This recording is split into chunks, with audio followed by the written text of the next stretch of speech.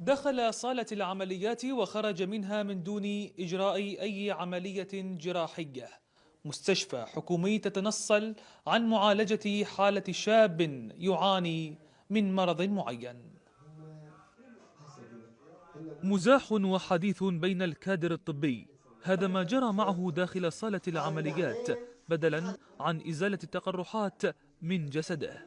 أول ما دخلت العمليات يسولف ويسولفون ويضحكون طبيعي الأمور.